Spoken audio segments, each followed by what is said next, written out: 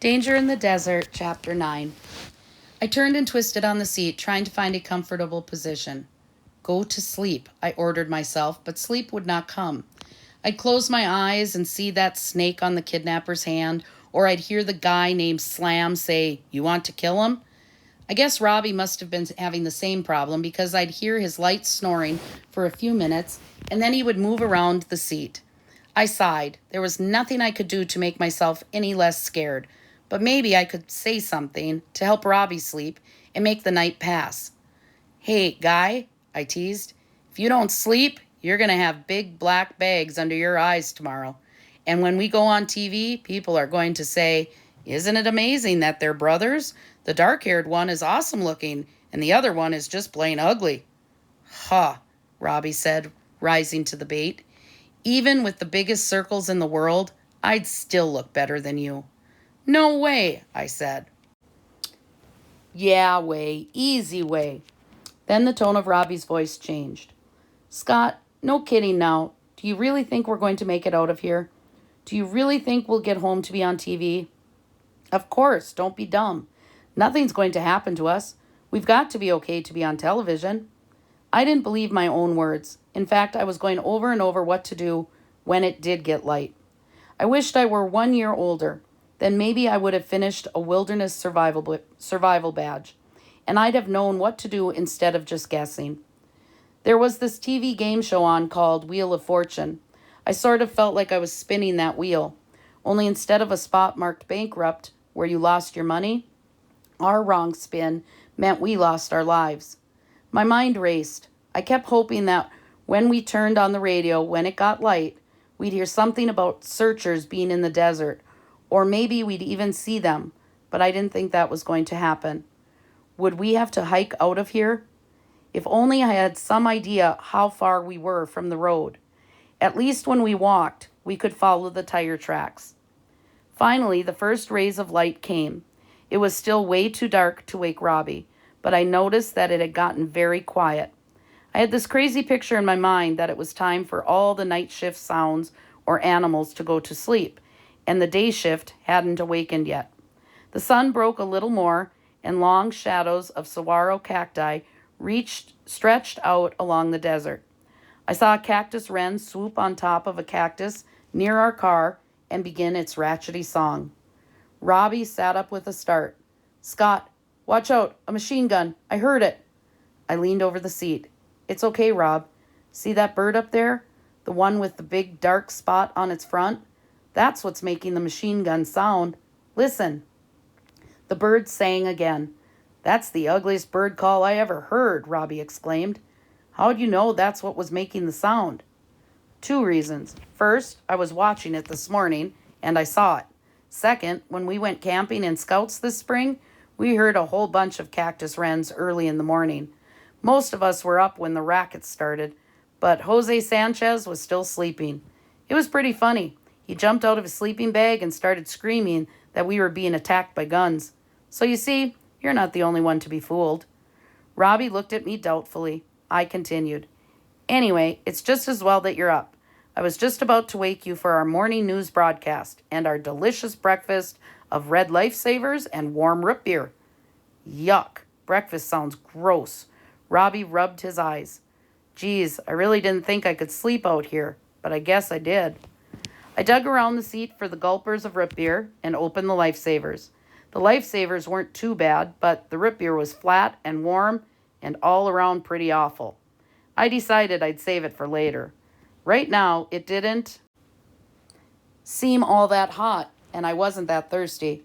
I guess some little part of me kept hoping that rescuers would come pretty soon and keep us from having to drink the flat root beer.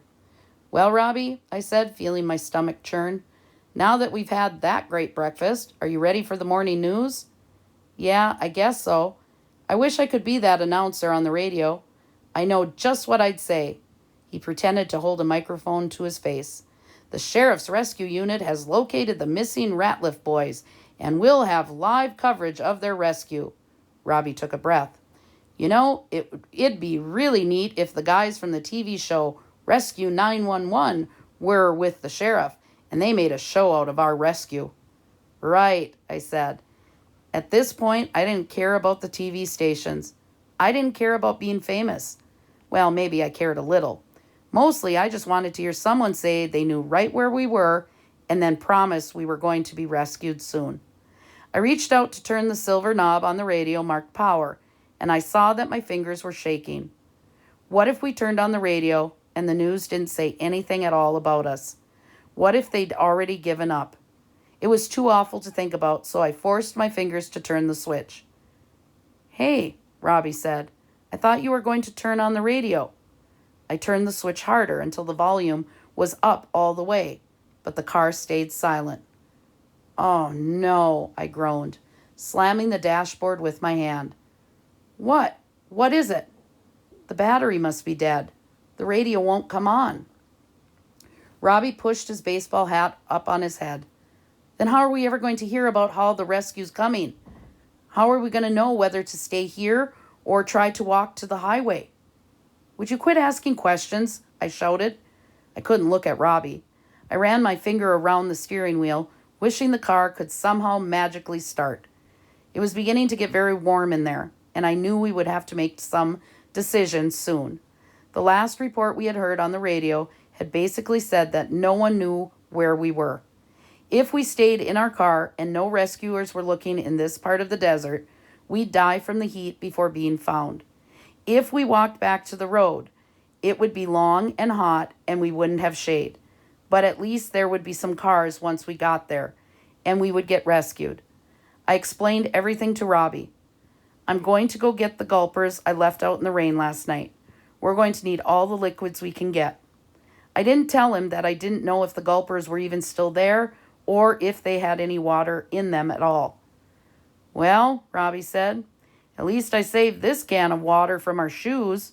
He held it out, and we both looked at the water inside. "Kinda gross, huh?" Robbie said.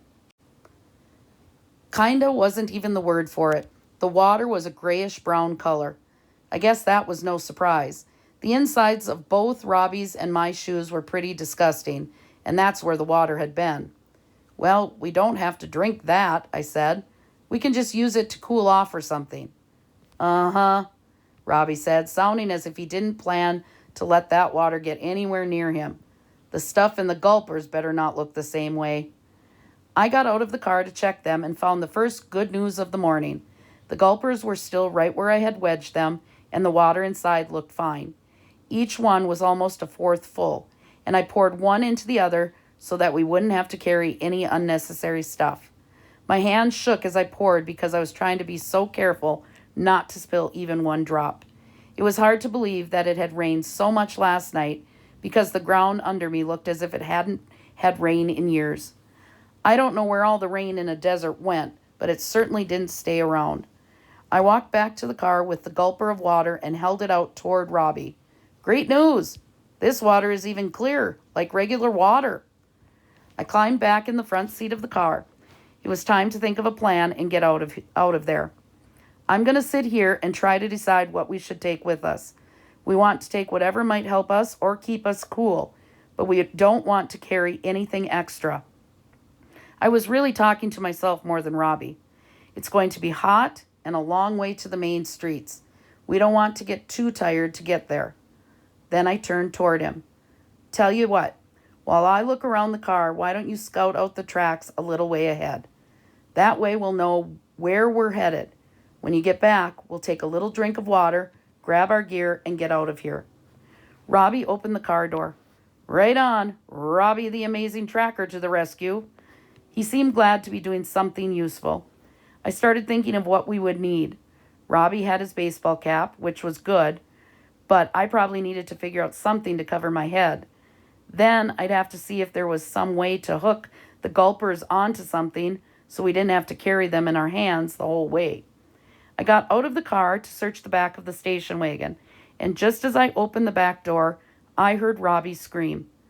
"Oh God," I thought, "what now?" "Robbie! Robbie!" I yelled. But there was no answer from Robbie except another scream and then silence. I grabbed the branch we'd used against the snake. It wasn't much of a weapon, but it would have to do.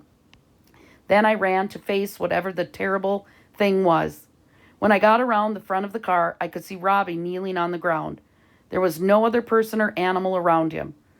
"Robbie," I yelled, coming toward him. "What's wrong? Did you fall? Did you get bitten by something?" Robbie still didn't answer, and as I got closer to him, I could see a sort of glassy look in his eyes. "Robbie," I shouted, "you tell me what's wrong this minute." "Wrong? Wrong?" Robbie asked in a high-pitched, unnatural voice when I was right in front of him. "Scott, do you see any tire tracks? How can we follow the tracks out of the desert when there aren't any tracks to follow?" It couldn't be. This was impossible. The tracks had to be there. I ran ahead of Robbie. After all, tracks didn't just disappear overnight. They had been there last night when we ran out of gas. We hadn't moved the car, so where were the tracks? I ran faster away from the car. Maybe they were just a little ways up.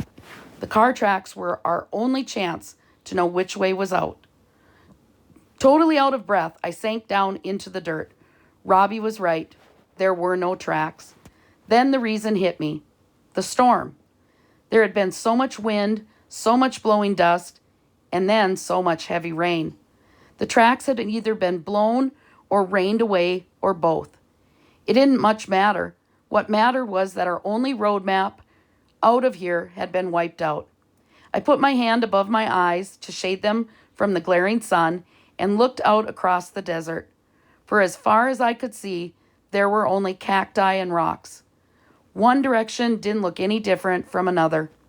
There were some scrawny dirt paths that went off in different ways at different places, but there was no way to know if we should follow one of them. I continued to sit in the dirt. I noticed that my new blue baggy shorts were torn in the knee and filthy. I wiped my runny nose across the shoulder of what had been my favorite white t-shirt when things like that mattered. I had to face the truth, and the truth was that no car tracks meant that we had no chance. We'd tried so hard, but trying hadn't been enough. I sat there feeling the burning sun and wondered what it would be like to be dead.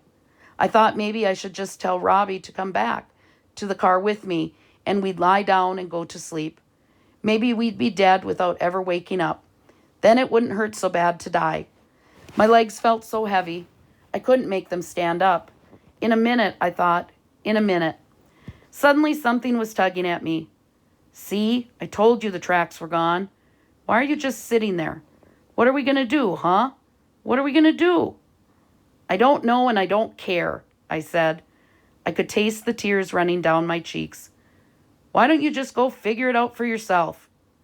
In a very small voice, Robbie said, "Okay, I'll try." He leaned over. "Hey, do you want to wear my baseball hat for a while? It always makes me feel better." I looked at my little brother. He was a pretty sturdy kid, but he looked real young and real scared. That baseball hat was the most special thing he owned. All I had to do to start a fight with him was to touch it. From the beginning of second grade, when his best friend had gone to St. Louis and brought it back from a Cardinals game, that hat hadn't been out of his sight. Now he was offering it to me. "Scott, remember Coach in the Dodger game? We were down by 8 runs at the bottom of the 6th, and everyone wanted to just get the game over and go home. Remember what Coach said?" I remembered. How could I forget that huge guy standing over us, chomping gum and saying angrily, "I can't stand a quitter. Anyone who gives up now is off the team. What's the matter with you guys anyway? You think life was meant to be easy? You think you're just supposed to win? Ha! Life's tough. You be tougher. You get out there on that field and you play every minute like you're winners. Got it? We lose? Well, then we lose. You quit fighting every minute to win, and you better not even come back to the dugout, because you're not part of my team." Robbie was staring at me and biting his lip. "Well, do you remember?" He said. I interrupted. "I remember. Okay, so we won't quit. But I don't see how we're going to get a home run."